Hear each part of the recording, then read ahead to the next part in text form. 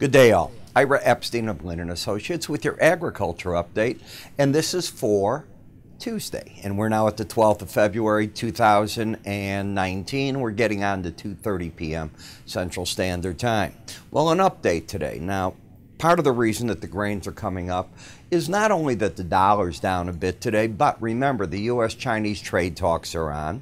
The president offered an idea that he might be willing to extend them if a good headway is being made. That's not a surprise to anybody. On the other hand, if they're not close, he also says he will move in on the tariffs. Carry a stick, carry a feather, I guess. Which way do you want to go with that? So it's interesting what they've done there. Then we had news that at least the House and Senate committees have come together and they have agreed in principle to something they're going to deliver to the president. Now, it is nowhere near the $5.7 billion for a border wall. It's under $1.4 billion. I don't know what the president will do with that. He can't be happy with it. On the other hand, is there any stomach at all for anyone to close the government down again? And could he find money elsewhere within the Pentagon somehow that they can get the rest done?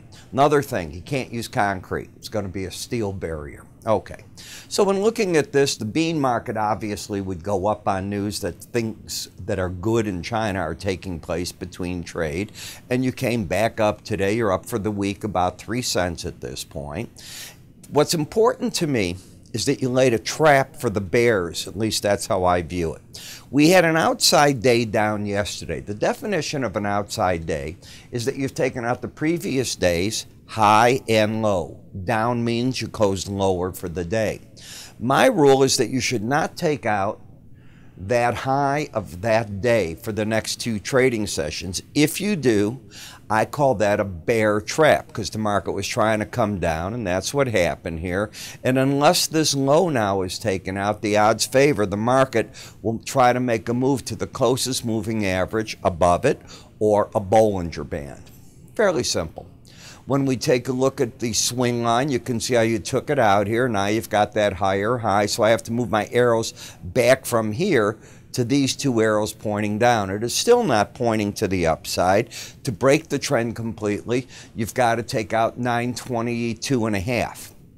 The closest moving average is not above us.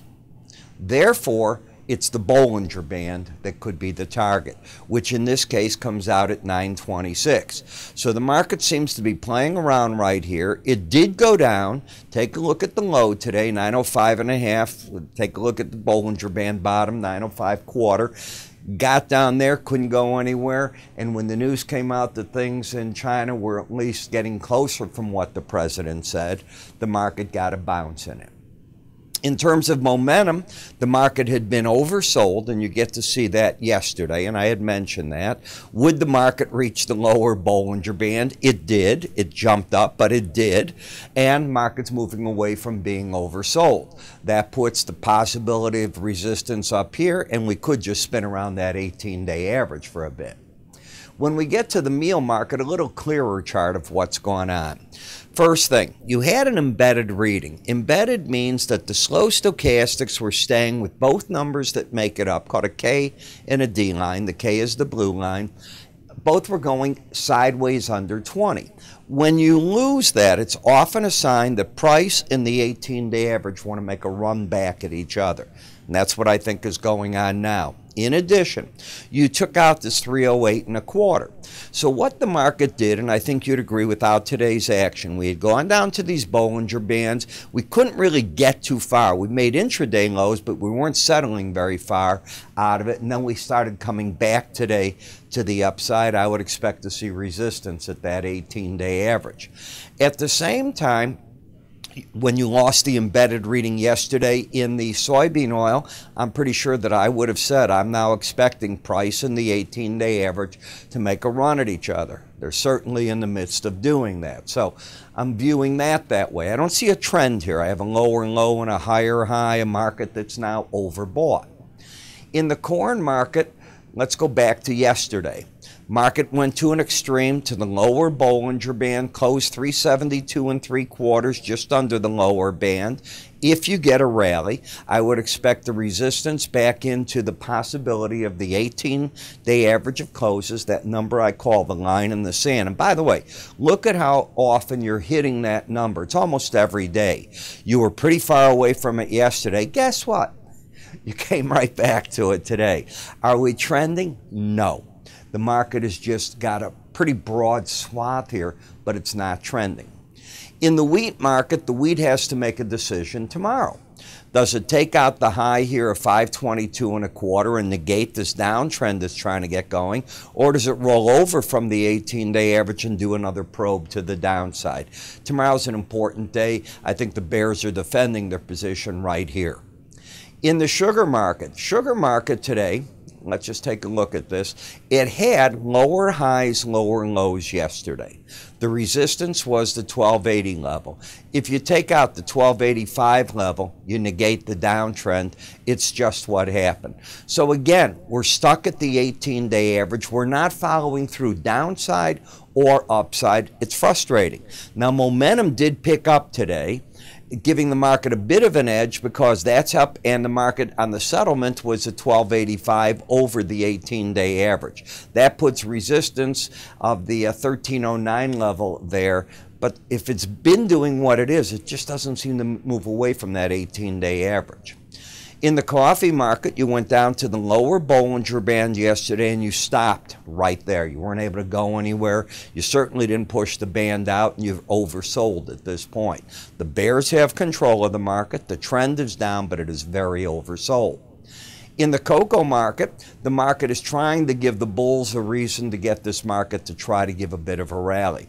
You have higher lows, now higher highs. On the settlement, you closed at 22.27. Unfortunately, that's under 22.31, the 18-day average. Nobody has control of this market. So while momentum is up, bias is down, the swing line is up, and you're fighting a battle between the 100-day average in green, 22.33, and the 18-day average. Seasonals, by the way, in cocoa are down at this time of the year. The cotton market's just looking terrible, keeps sinking away. It broke out of this sideways action. Now, I am sure I had told you about this and the sideways that you're seeing out of the black lines, and I said then, and I'm going to say it again, it is very common if you try to break out that the market either get overbought if it's trying to break out of the top side, or oversold from the downside. You're oversold there. You broke down again, and today you even had follow-through. But you're not embedded yet, so you're just playing in an oversold market that is expanding the downside target in the market. Downside, and we'll have resistance, I think, back up as it comes eventually back to that 18-day average, should it be able to get there. I can't tell you that it will or won't, but this is bad action for this market. In the cattle market, it's the upper Bollinger Band that I'd be cautious of. Each time we seem to get over it on this chart, you get thrown back, just like today. What is the trend? The trend is up. Let me turn that off, if I could, for it here, and I will get back to everybody in a minute there. Okay. So in looking at the market, higher lows, higher highs, backing off from that number, flat momentum. When we come to the feeder cattle market, lower highs, higher lows. No trend at work here. Be careful of that market. And in the hogs, I would have expected a bounce today when I heard the president talk about the fact that maybe there could be more time on the trade deal between China and the U.S., but not much. And that gave the hog market a bit of a rally. Plus, it had gotten itself oversold. Now, what are you seeing down here in the hogs that makes it important? If we come back and we're like yesterday, not yesterday, right here, both numbers, as you can see, are under 20. They were both under 20 the day before, both under 20 the day before, not the day before. So you had 3 days in a row. You embedded. When you lose, if this market wants now, when you lose that embedded reading, unless you get it back, and I mean right away, when it reopens tomorrow, be careful here. Price and the 18-day average are trying to target each other. You know, one of the things I'm doing this Thursday, which is the 14th and today is the 12th, is I'm holding my live webinar, and you are certainly invited, and we are really filling up very, very quickly. If you'd like to come, it is free. It takes place at 12:30 p.m. Central Standard Time. Now, if you haven't received an invite from me already by email, and I sent another group out this morning to you, means you're not on my mailing list. Call us, 866-973-2077. We will get it out to you. What do we do in the webinar? We talk about you. I know that sounds funny, but we're going to bring up charts. I'm going to answer your questions. And I'll do my best I can on any of the markets. Do I know all the stock symbols if you bring them? I certainly don't. Or the ETFs? No.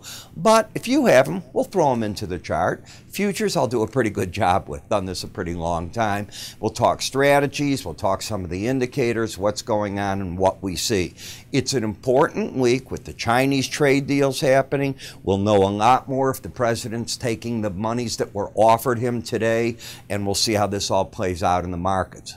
Should be fun. I'm Ira Epstein. You have a good day. Talk to you later.